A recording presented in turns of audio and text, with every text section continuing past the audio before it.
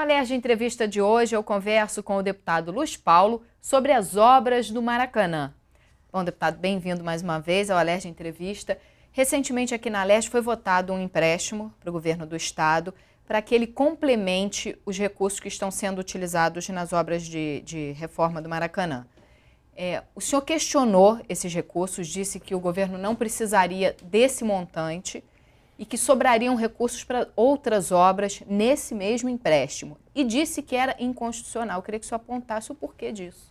Olha, as obras de reforma do Maracanã, sob o ponto de vista da Constituição Federal, do seu artigo 37, né, que define os princípios da administração pública, e entre eles o princípio da moralidade, né, essa é uma obra que está eivada, está cheia de irregularidades e afronta o princípio da moralidade. Vou te enumerar as duas maiores irregularidades.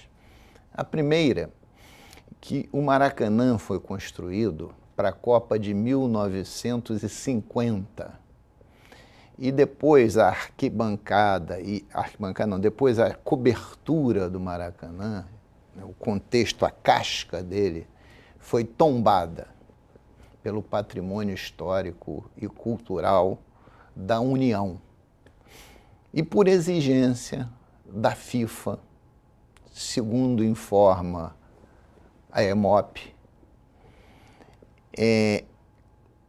pós a licitação da obra, a obra foi licitada por 705 milhões de reais, eles tiveram que demolir a cobertura do Maracanã para projetar uma lona de cobertura do estádio. E para demolir, o Instituto de Patrimônio Histórico destombou o Maracanã. Isto é um crime, porque não cessaram as condições que levaram o Maracanã ao tombamento. Ele foi tombado por quê? Porque foi o palco da Copa de 50 e representou uma arquitetura, uma tipologia construtiva da década de 50, quando não existiam ainda os computadores para fazer os cálculos. Foi uma obra de grande ousadia, feita em tempo recorde pelo prefeito Mendes de Moraes. Então, todas as condições do tombamento ainda existiam. Então, foram destombados por ato monocrático. Então, essa é a primeira grande irregularidade. É como, guardadas as devidas proporções, quisessem fazer uma Copa do Mundo em Roma, na Itália, no Coliseu, e quisessem transformar o Coliseu numa arena multiuso, né? Então, essa é a primeira questão. E a segunda, a licitação foi por 705 milhões. Depois da licitação, por causa dessas lonas tensionadas que servirão de cobertura e por causa de reforços estruturais nos pilares e nas vigas, se verificou que essa obra tinha que ir para 936 milhões de reais, um acréscimo na ordem de 36%. Isso alardeou a todos, porque passou a ser o estádio mais caro do mundo, se você dividir o investimento pelo número de lugares. Foi tão escandaloso que o Tribunal de Contas da União glosou muitos itens de serviço, simbolizando um corte de 70 milhões de reais. Isto quer dizer, 70 milhões de reais que iam para os ralos, né, que iam para mãos indevidas. Você acha que mais poderia ser cortado se fosse avaliado esse cronograma todo? Sem dúvida nenhuma. Tanto é que a obra inicial custava 705. E o que alegou aqui o presidente da EMOP? Exigências da FIFA. Essa mesma FIFA que elegeu um presidente sob desconfiança. A mídia toda noticiou que a Inglaterra queria impugnar a eleição.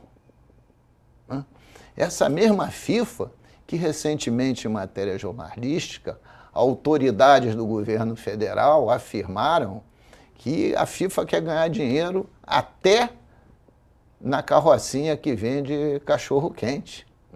Então, essas exigências, inclusive do Maracanã abrigar as Copas das Confederações no ano de 2013, em junho, um ano antes da Copa do Mundo, que necessário obrigatoriamente não precisaria ser do Maracanã, até porque vão ter 12 novos estádios no Brasil e alguns não estarão a tempo de estar prontos para a Copa das Confederações há um ano antes da Copa do Mundo. Então, por esses pretextos todos, a obra foi para 900 e tantos milhões. O Tribunal de Contas glosou, disse assim, ó, tem 70 milhões de serviços que são desnecessários. Aí o custo caiu para a ordem de 860 milhões. Aí, concomitantemente a isso, o governo federal, por função dos 12 estádios, ele aprovou uma lei que ficou intitulada de Recopa, que dá isenção de IPI e PIS/COFINS para as obras desse estádio, para reduzir os custos. A Secretaria de Fazenda daqui, em regulamentação a essa lei, já deu do ICMS estendeu também. a isenção do ICMS também. Isso, somando ICMS, PIS, COFINS, reduz mais ainda. Reduz mais 80 milhões de reais. Então, a obra vem para cerca de 770 milhões. Ora, o governo manda para cá um pedido de empréstimo de 126,6 milhões de dólares, dizendo como justificativa que esse dinheiro seria para cobrir a diferença entre os 705 e os 931. Se você pegar 126,6 milhões de dólares e multiplicar pelo dólar mais ou menos, na época que chegou aqui o projeto, de 1,78, dá 226 milhões de reais, que é a diferença entre 913 e 705. É essa a justificativa do governo. Só que tem que a obra não é mais 913. A obra já está na casa dos 770, porque teve glosado 70 e se desconta 80 de ICMS.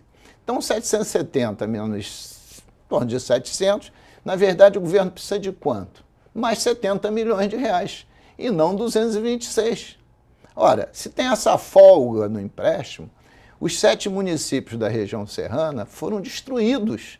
Nós estamos a 90 dias do verão e a necessidade de investimentos lá. O senhor apresentou emendas a essa mensagem do governo para incluir esses municípios. É possível que um parlamentar apresente emendas desviando o foco do investimento?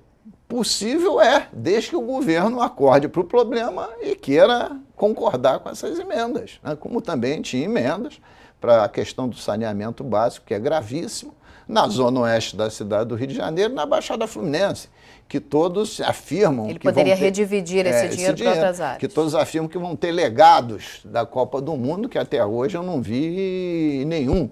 Até agora eu só vi o erário do Estado e da União bancando a obra de reforma, mais nada. Não importa que seja com empréstimo, porque o empréstimo tem que pagar, seja do BNDES, seja do CAF, empréstimo é empréstimo, não é dinheiro a fundo perdido.